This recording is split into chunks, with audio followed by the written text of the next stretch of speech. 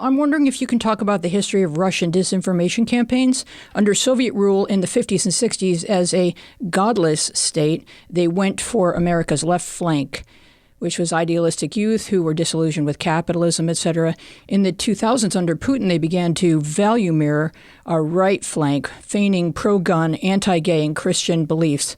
How can we help folks understand that authoritarian rule poses a greater threat than do fellow American Democrats? I think you're exactly right about Russian use of propaganda. It has a long and sordid history. It's important for Americans to realize that the Russians aren't partisans. They're opportunistic. They view the world in zero-sum terms. What's good for Russia is bad for America, and what is good for America is bad for Russia. And so fundamentally, they want to undermine our democracy.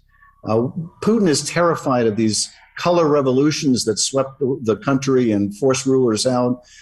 Threw out one of the Ukrainian leaders. It's one of the reasons why he's so fixated on Ukraine, on his border. If Ukrainians can enjoy democracy, it causes Russians to ask themselves, why can't we?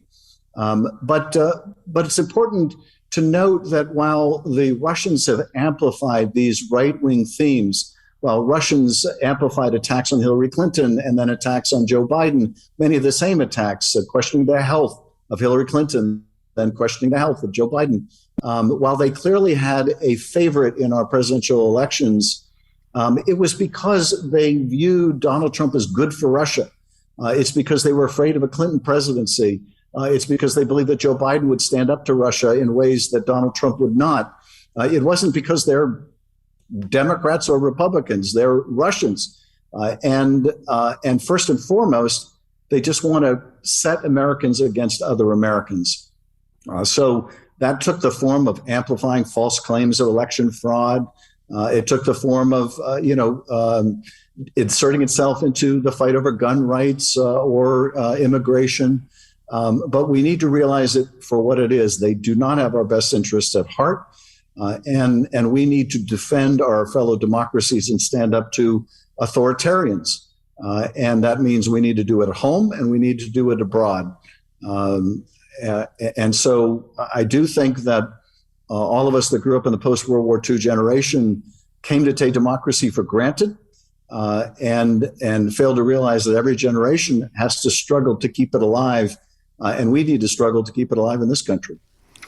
Are you at all uncomfortable with this new unholy alliance over the last couple of weeks between Putin and Xi and whatever's going on behind the scenes there?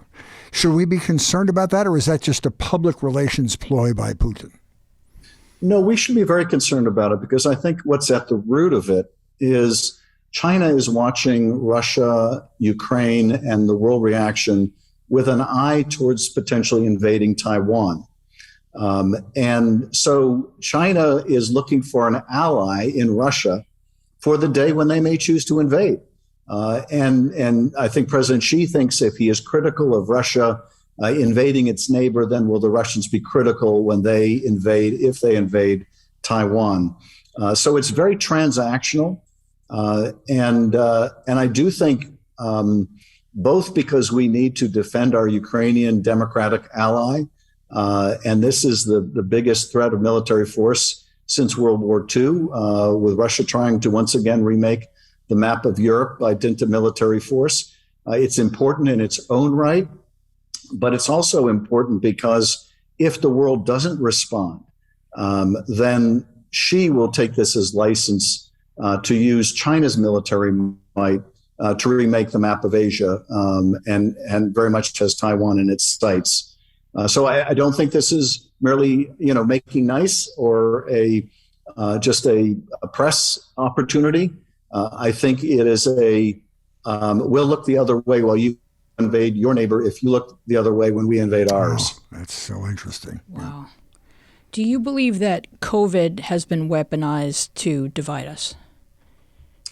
Yes. Getting back to your question before, the Russians certainly have attempted to weaponize our debate at home over COVID. The sad thing is that the Russians don't need to invent these controversies anymore. Back in the day of the Politburo, they had to invent things. Now they just have to amplify the nonsense that comes from some of our own people, and in particular, the nonsense that comes from our former president. And it's a terrible tragedy. We've now lost 900,000 Americans, 900,000 of our fellow citizens. And so many of them did not have to perish from this terrible plague.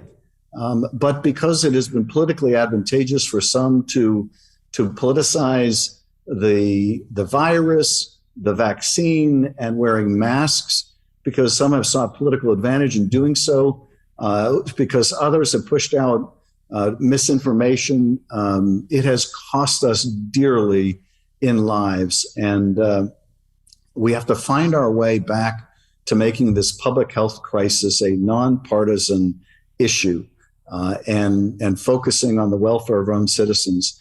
We just had an altercation here in Congress today with a Republican member who accosted a Democratic member when she asked him to follow the rules and wear a mask, which we're trying to do while the Omicron has still been so high here in DC, and the Hill has been, unfortunately, a hotspot. So the decibel level on this is way off the chart, and it is just, I think, making us less safe as a country.